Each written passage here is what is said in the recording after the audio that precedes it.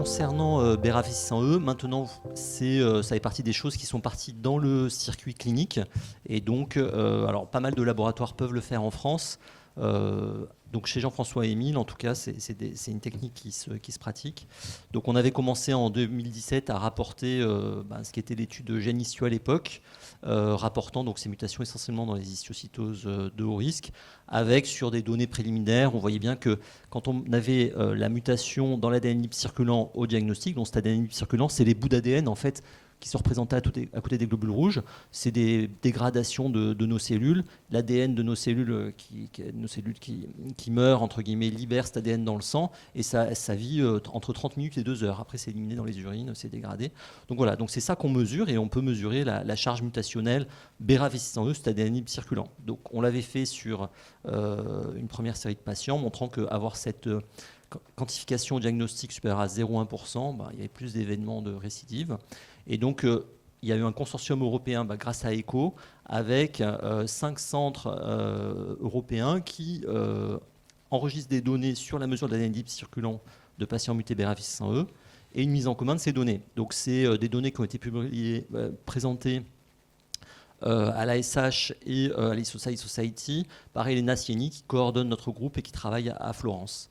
Donc on arrive, alors chaque équipe a mis globalement une petite centaine de patients et on arrive à peu près ou moins, mais on arrive globalement à 240 patients, ce qui commence à être une cohorte assez intéressante, avec des quantifications de stade animique circulant que des histiocytoses BRAF600E mutées au diagnostic et un petit peu pour certains patients durant le suivi, avec quand même un certain nombre de patients qui avaient des atteintes simple système. Donc on commence à avoir une certaine diversité de présentation de la maladie.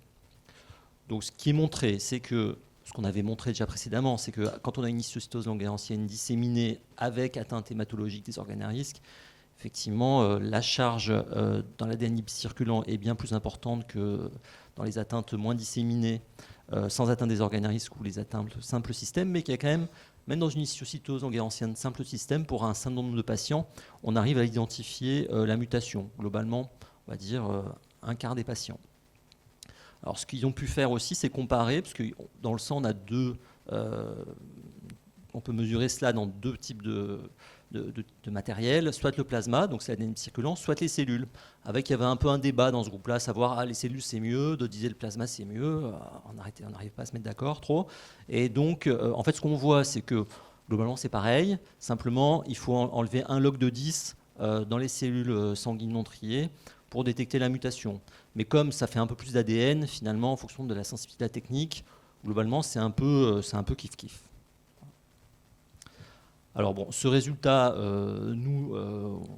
ça a été montré aussi par Juliane Tamalet, qui a rapporté notre série sur les atteintes hématologiques, avec finalement, quand un patient histiocytose longue et ancienne pédiatrique a plus de 1,5% de chaleur allélique BRAF600E, donc on peut mesurer, globalement, ça sent pas très bon. Voilà, c'est ce que montre ce papier, et que ça évoque le fait que mettre une chimiothérapie cytotoxique, il y a quand même pas mal de chances que ça marche pas. Donc, parce que dans ce cas-là, c'est bien corrélé avec les atteintes hématologiques sévères, qui sont avoir une hémoglobine inférieure à 7 ou des plaquettes inférieures à 20 000. Et on appelle ça les super organes à risque positif aussi. Et l'approche chimiothérapie présente des limites.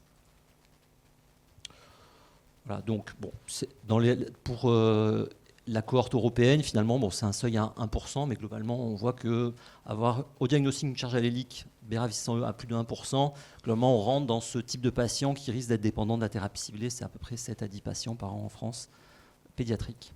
Pour les autres histiocytoses moins sévères, on va dire, donc quand c'est des atteintes de plusieurs organes sans atteinte hématologique d'organes à risque, à ce moment-là, le seuil de 0,1% serait prédictif de rechute. Voilà.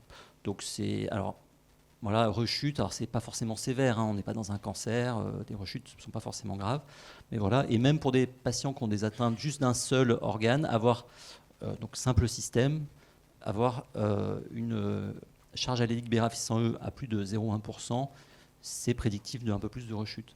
Ce qu'ils ont regardé également, parce qu'il y a quand même une population assez importante, c'est pour des patients qu'on a juste envie d'observer, qui ont une atteinte juste d'un seul os et qu'on n'a pas forcément envie de traiter. On voit que, en fonction de cette charge allélique, quand c'est à plus de 0,1% au diagnostic, il y a tendance à ce qu'il y ait plus d'événements par la suite. Ce qui est intéressant aussi, c'est que comme ça fait une assez grosse série, ils ont pu comparer un peu l'évolution à 6 semaines de prise en charge par chimiothérapie type VLB corticoïde. Ils ont observé que les patients qui passaient de positif à négatif, finalement se rapprochaient de ceux qui étaient négatifs dès le début. Donc le point à semaine 6 peut être intéressant et entre guillemets les patients qui négatifs, donc négatif c'est inférieur à 0,1% dans cette étude, ont un devenir, on va dire, sans surévénement. Donc pour conclure, je pense qu'on va finir par aboutir à la publication, mais ça prend pas mal de temps. C'est la première étude internationale multicentrique sur bénéfice sanguin dans l'histocytose sanguine en scène pédiatrique.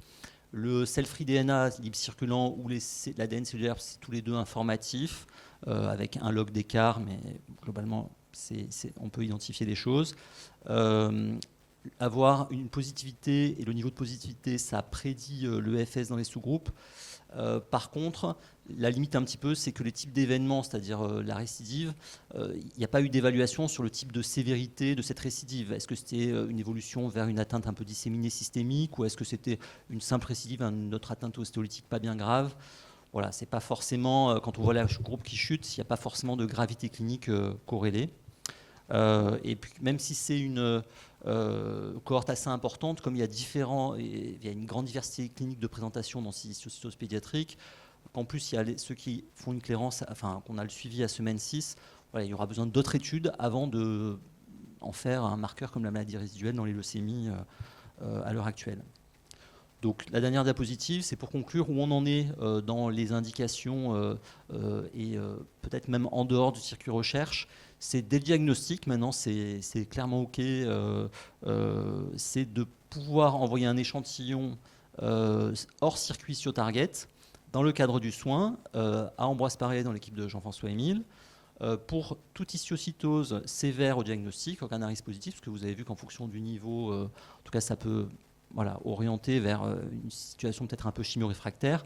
Même si je suis d'accord que bon, la clinique quand même est assez informative, mais en tout cas c'est un élément en plus de suivi.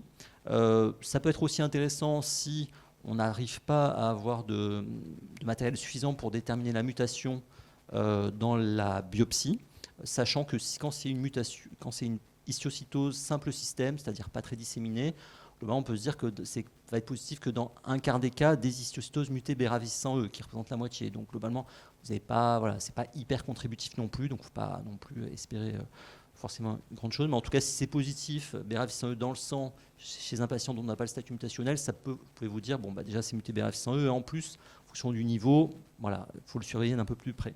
Et pour les patients qui sont sous thérapie ciblée, ou qui ont des formes mutées BRAF-V600E avec atteinte des organes à risque, à ce moment-là, c'est quand même peut-être bien de proposer un suivi un peu régulier, pas trop fréquent non plus, mais c'est-à-dire que dans la première année, à 6 semaines, éventuellement 3 et 6 mois, s'ils sont sous chimio, puis après une fois par an, sous thérapie ciblée. HistoTarget continue, et c'est quand même bien, même si vous le faites dans le cadre du soin, que vous puissiez envoyer des échantillons sanguins à Trousseau, à la biobanque, parce que si vous envoyez l'échantillon à Ambroise Paré, ils feront juste le plasma, ils ne vont pas garder les cellules, et toutes les études dont on a parlé avant, il n'y aura rien qui sera fait. Donc, certes, ça fait des tubes à prélever, mais bon, quand c'est des patients sévères, dites-vous bien, ils vont être transfusés. Ils ont une longue histoire qui va durer des années, des années, des années derrière. Donc voilà, je pense que prélever bien ces patients au diagnostic, dans un circuit clinique certes, mais aussi dans un circuit recherche, reste complètement relevant. Voilà, merci à tous.